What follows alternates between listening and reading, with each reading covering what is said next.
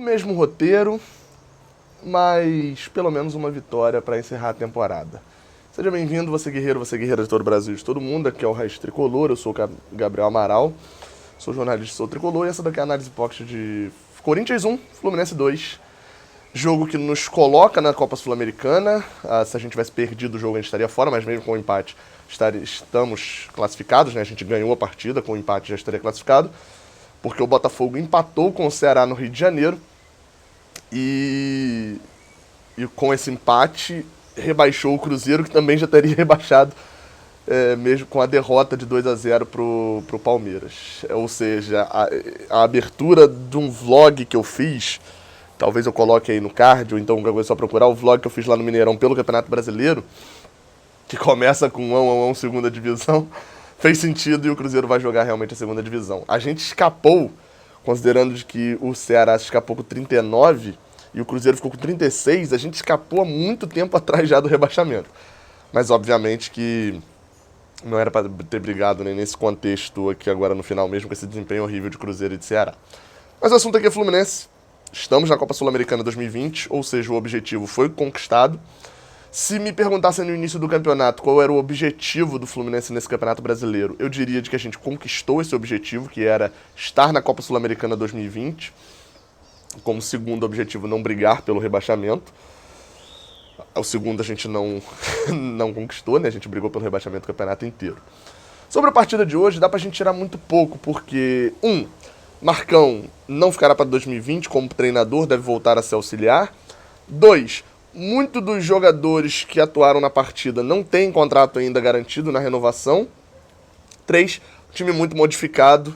4, o Corinthians muito desinteressado. Meu amigo, eu não assisti tantas partidas do Corinthians nesse ano, mas mesmo nas partidas em que o Corinthians atuava de uma maneira modorrenta, nenhuma supera o que o Corinthians fez nesse jogo. Se o Corinthians tivesse pressionado um pouco mais, teria empatado esse jogo. Não vou nem falar do primeiro tempo, vou falar do segundo. Se tivesse dedicado um pouco mais, se tivesse precisando vencer com a qualidade que tem o time, teria conseguido resultado nessa partida. Vamos falar de escalação, eu já falei lá no pré-jogo, então foi a mesma que eu falei lá, então qualquer coisa é só ir lá e assistir, eu não comento aqui na análise quando eu falo a mesma escalação no pré-jogo. E um primeiro tempo do Fluminense surpreendente, porém evidente de que aconteceria. O Fluminense entrou querendo a vaga na Sul-Americana. Normalmente a galera menospreza, igual o Ceará, por exemplo, no ano passado, entrou jogando mais ou menos contra o Vasco e foi 0-0, não foi pra Sul-Americana porque empatou em casa na última rodada. Todo mundo achava que o Ceará ia entrar, a Vera e tal, pra Sul-Americana. Não entrou, e se tivesse ganho a partida, teria rebaixado o Vasco no lugar do Sport. Então a vaga na Sul-Americana normalmente é subestimada. Tá valendo só a vaga da Sul-Americana, então não vale tanto. Pro Fluminense, demonstra mais uma vez que a diretoria, pelo menos do Fluminense, o corpo técnico, os jogadores, entenderam o recado do torcedor, de que a Libertadores hoje está fora da nossa realidade. Mas o Fluminense é gigante, tem que jogar Libertadores? Tem. E a primeira parte do processo para voltar a jogar Libertadores é entender que hoje não faz parte da nossa realidade. Sul-Americana é a nossa realidade, é importantíssimo garantir esse torneio internacional no ano que vem. Nós garantimos, temos um calendário internacional para o ano que vem, pelo menos com 2 jogos ali no início do ano, em março, né, normalmente a primeira fase, não sei se já saiu o calendário. E a gente vai participar de mais uma competição internacional que tem um nível técnico cada vez melhor, porém muito acessível para o tipo de elenco que a gente tem montado. Basta olhar que a gente, nas últimas 3 temporadas, caímos para times brasileiros em quartas, semi e quartas de final. Voltando para o jogo. Por que o roteiro era evidente para o Fluminense? O Fluminense entrou jogando, dando a vida, e o Corinthians entrou modorrento, como eu já falei.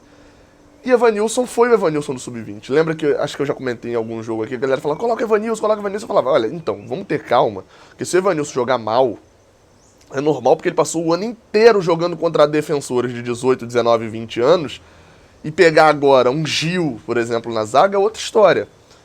Ele não se intimidou, fez o primeiro gol já aos 8 minutos, numa boa jogada de Yuri, cruzamento de direita de Nenê, que vai ter uma assistência no campeonato e Ganso não. Isso é inacreditável. É por isso que eu falo que os números são muito importantes. Muito importantes. Eles ajudam a explicar muita coisa, mas eles não são definitivos sozinhos. E para definir isso, basta ver que Nenê termina com mais assistência do que Ganso no campeonato, sendo que Ganso deu umas 15 vezes mais assistências para finalização e passes mais precisos, refinados, importantes do que Nenê no campeonato.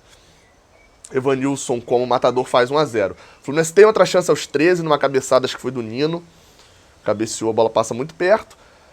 E até continua jogando melhor, porque o Corinthians é o comentário do Ricardinho, né? Óbvio que eles estão comentando muito mais o Corinthians na transmissão, até porque era uma transmissão com a equipe paulista, provavelmente com uma audiência também maior do Corinthians, mas enfim. A dedicação da transmissão padrão que a gente já está acostumado, comentando muito sobre o Corinthians, e pra mim, nesse caso, foi interessante, porque, assim, normalmente os comentaristas deixam de falar besteira do Fluminense, e eu aprendo um pouco mais também sobre outro time. Ele falando sobre a quantidade de vezes que o Corinthians atacava pelo meio, forçando jogada, jogando com Bozelli e Wagner Love pelo meio, e o Fluminense bem postado na defesa, com as alterações. O Gilberto não estava saindo tanto, tinha um ataque mais rápido com o Marcos Paulo e com o Evanilson. Vem a substituição, Marcos Paulo sente, pede para sair, fizeram certíssimo de sair, e hoje não tinha muitas opções para o segundo tempo, né? Para substituições. Tinha nem Pablo Diego para jogar na frente, era só essas duas opções.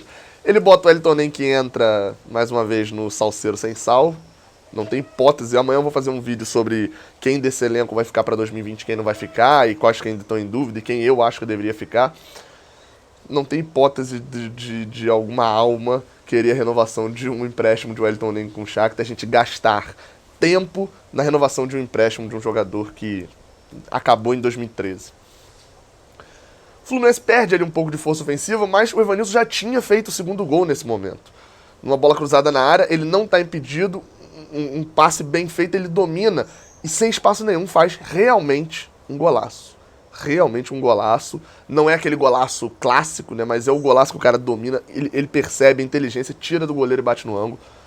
Eu falei até bastante no meu Twitter, amanhã vou falar bastante sobre Evanilson, mas assim, qualquer frase dita de que não renovou-se com o Evanilson porque a pedida dele foi alta, tem que ter na mesma hora a pergunta: quanto que Nenê ganha e você acha que o Nenê vale isso?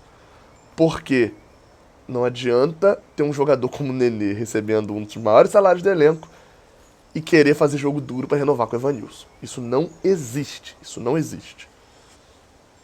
Vem o segundo tempo, o Fluminense habitualmente faz isso. Ele até cansa, mas hoje muitos dos jogadores que cansam no segundo tempo não estavam em campo. Talvez o único dali de justificativa de cansar é Nenê, porque não tem um preparo tão bom, já tem uma idade mais longa. E Caio Henrique, que joga numa posição que cansa bastante. Nino joga na zaga, um dos que mais jogou também, mas não é uma posição que chega a cansar tanto, né, porque ele não estava saindo tanto para o jogo. Mas o Fluminense abandona o ataque mais uma vez, ficando claro de que é a postura do time e de Marcão. Corinthians não queria muita coisa com o jogo, e mesmo assim conseguiu pressionar, botou Jadson na partida, começou a jogar um pouco mais pelas laterais.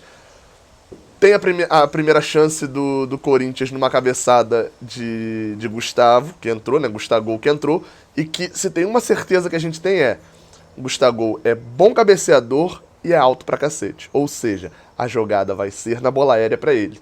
E pela estrutura de marcação, quem fica marcando Gustavo? Igor Julião. Ele falha, porque pra mim ele perde um pouco do tempo de bola pra ganhar ali, tentar ganhar na inteligência, né? Se ele perde na qualidade do tempo de bola e perde na altura, ele tem que ganhar de alguma outra forma. E ele falha em não conseguir achar essa outra forma, ainda deixa Gustavo subir sozinho pra cabecear e diminuir. Pouco depois tem um outro lance importante pra se ressaltar aqui, que é o lance do pênalti. Falta claríssima em Nino, errou o árbitro e acertou o VAR. Mais uma vez acontecendo isso, né? Na verdade, errou o árbitro, o VAR pode interferir nesse lance, interferiu, deu a falta em Nino. No cruzamento, logo depois dessa falta, mais uma vez estava lá, Julião marcando Gustavo, o melhor cabeceador deles, que tem um tempo de bola muito bom e uma cabeçada muito boa, em cima de um lateral que não é um bom marcador. Cabeçada, a bola bate na trave, no rebote sai o pênalti, um pênalti de Marcos Felipe, achei até que foi pênalti.